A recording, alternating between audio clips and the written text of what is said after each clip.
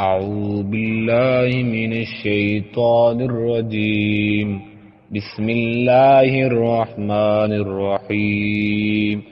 وقال الذين لا يرجون لقاءنا لولا أنزل علينا الملائكة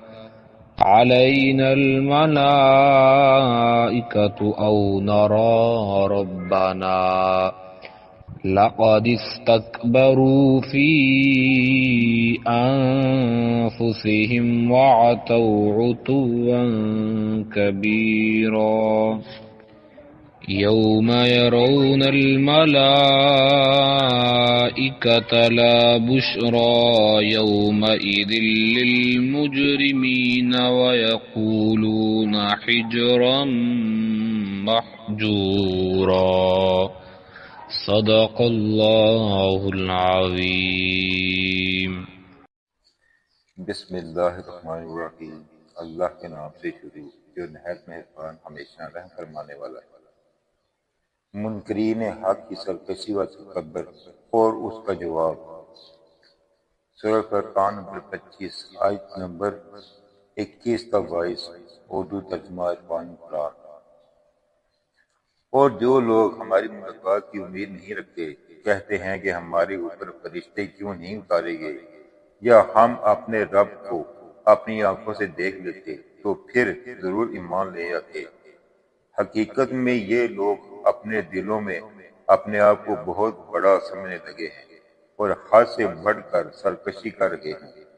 جس دن وہ فرشتوں کو دیکھیں گے تو اس دن مجرموں کے لیے چندہ خوشی کی بات نہ ہوگی، بلکہ وہ انہیں دیکھ کر ڈرتے ہوئے کہیں گے کوئی روک والی آڑ ہوتی جو ہمیں ان سے بچا لیتی، یا فرشتے انہیں دیکھ کر کہیں گے کہ تم پر داخلہ جنت ممنوع ہے.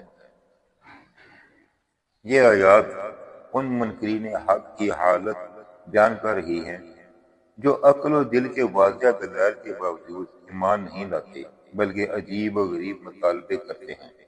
ہمیں اللہ یا فرشتے نظر کیوں نہیں آتے؟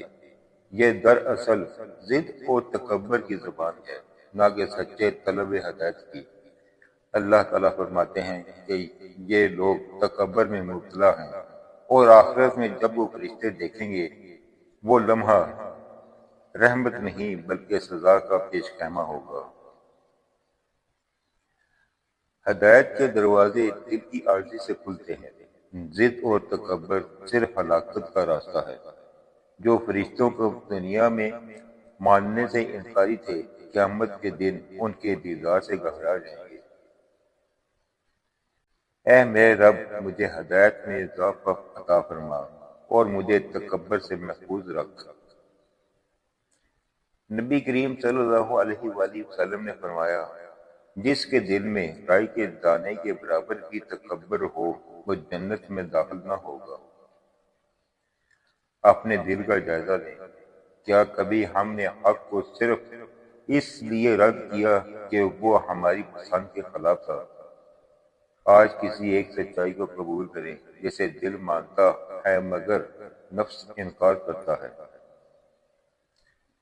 اے اللہ میرے دل کو تکبر اور اناج سے پاک فرما اور مجھے ان لوگوں میں شامل فرما جو حق کو سنتے ہیں اور اس کی پیروی کرتے ہیں. تکبر حق کو چھپا دیتا ہے اور ضد ہدایت کے راستے بند کر دیتی ہے. اللہ ہمیں عاجزی، سچائی اور دل کی سلامتی عطا فرمائے تاکہ ہم دنیا آخرت دونوں میں کامیاب ہوں.